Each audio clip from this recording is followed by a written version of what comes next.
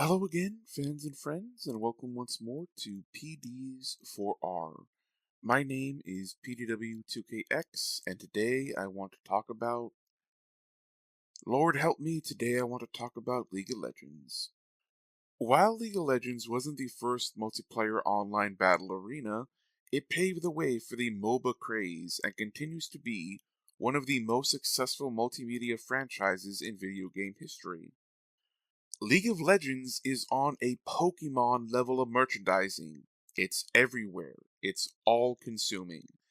As I am recording this video, League is set to launch its first physical card game, and according to the available information, the League of Legends physical card game will debut with over 300 cards.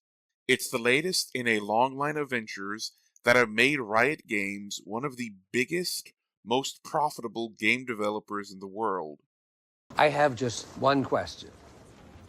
So why the fuck has it never been harder to play this broken ass, busted ass, spaghetti coated ass game? Lots of spaghetti! Let's dive right into this thing. I've been playing League of Legends since 2012. Trust me when I say that the League of Legends client has never been more broken. Fucking thing sucks! It is no longer the exception to have a session where somebody's league fucks up and everyone has to sit around and wait while they restart their client, or even worse, sometimes the only thing that'll fix it will be to restart their entire computer. This is the standard now. This is the norm. Sometimes you can't load into the game. Sometimes the game freezes during the loading screen. Sometimes the game freezes trying to come out of the loading screen. Sometimes you're able to get through the game, but when you come back to the client, you show up as offline, and you can't see anybody else that was in your pre-made party. All of this is made worse by the fact that sometimes it's not the League client at all that fucks up, it's the Riot client that refuses to update League, or freezes during updating, or any number of other issues that prevent you from playing the game. And let's talk about the Riot client. Let's talk about how goddamn pointless it is. What would you say you do here? I don't want to have a one-stop shop. It baffles me why every publisher nowadays feels the need to have their own launcher, one central hub for all their games. It makes sense for platforms like Steam and the Epic Games Store, which hosts literally thousands of games. The Riot client has 4: League of Legends, Teamfight Tactics, Valorant, and Legends of Runeterra. One of those, Teamfight Tactics, can already be played from within the League of Legends client. So why do we need a Riot client?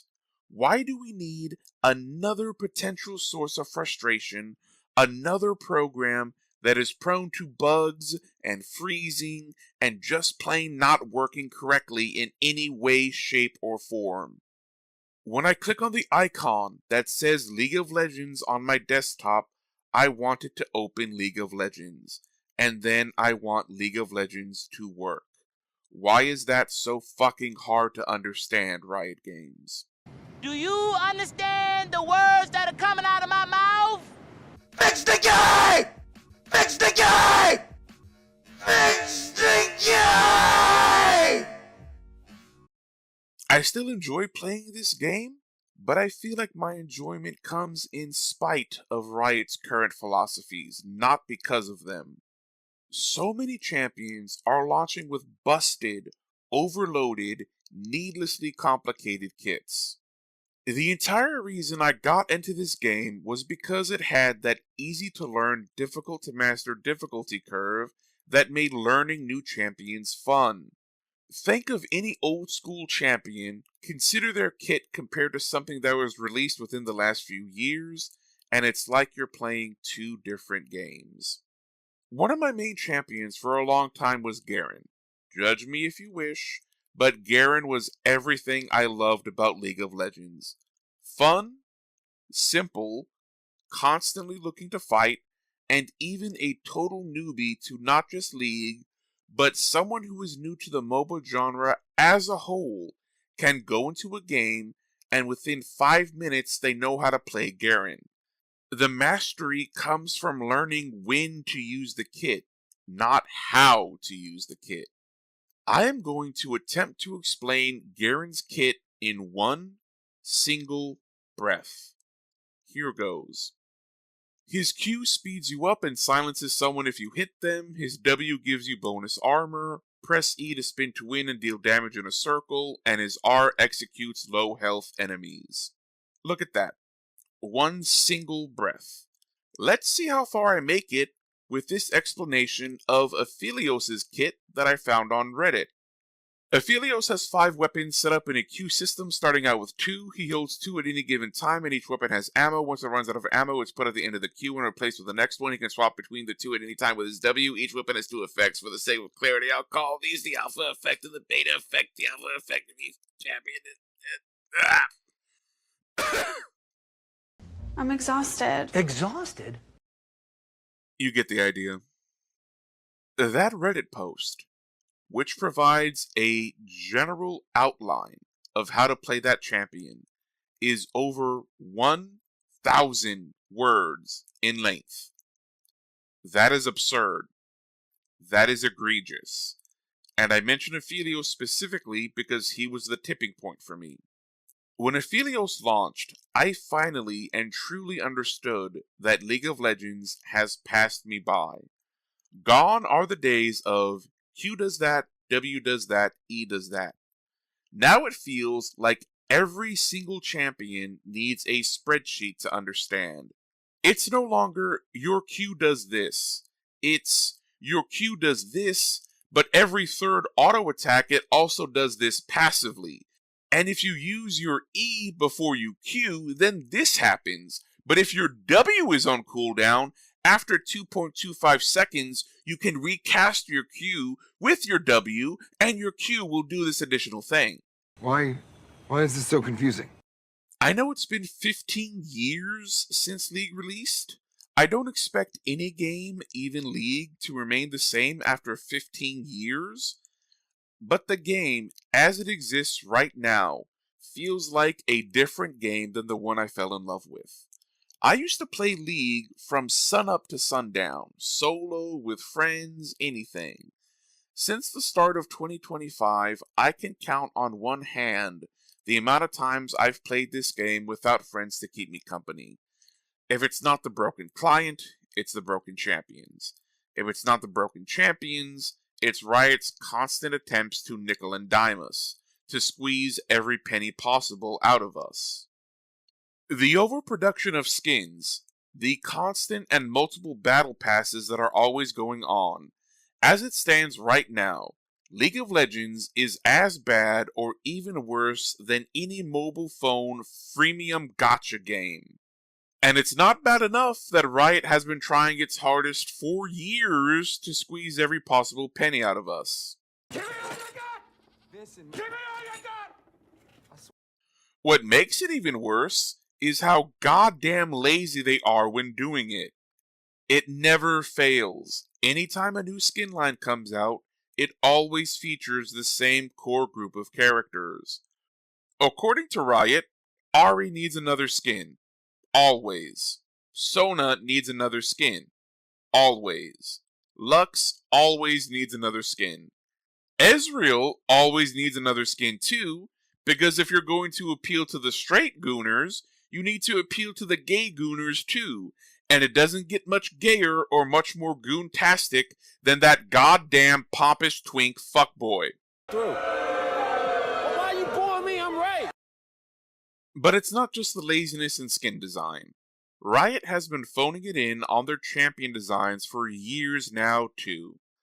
I spoke earlier about how the release of Aphelios was my come-to-Jesus moment for League's gameplay, how that champion's release solidified my belief that Riot Games no longer makes League of Legends to cater to the type of gamer I am. In a very similar way, the release of Zeri made me realize that it's never going to get any better with the design of these champions. Zeri's design bothered me so much that I actually took the time to research why she was bothering me so much. I ended up learning about same face syndrome, which is defined as when an artist draws characters with very similar facial features regardless of their individual character designs. I assembled this collage of images showcasing League's same face syndrome epidemic, and I do believe the pictures can speak for themselves. They're the same face! They're the same face! They're the same face! Look at that. They all look alike, don't they? And so that's the League rant, fans and friends. Here are some final thoughts. It's always a shitty feeling when you feel like time is passing you by. I'm considered ancient by gamer standards.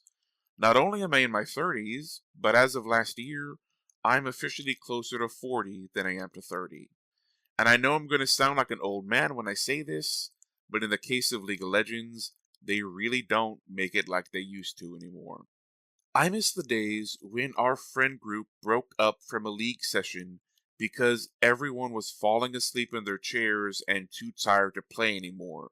Not because friend number one's client kept breaking and he rage quit, or friend two rage quit because he got tired of getting dumpstered on by broken, overloaded champions that all looked like the same generic teenage girl.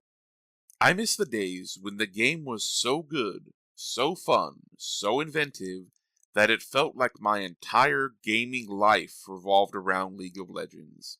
I would start my night, or my afternoon if it was a weekend, by watching a YouTube tutorial on the latest new champion or the latest interesting strategy on one of my mains.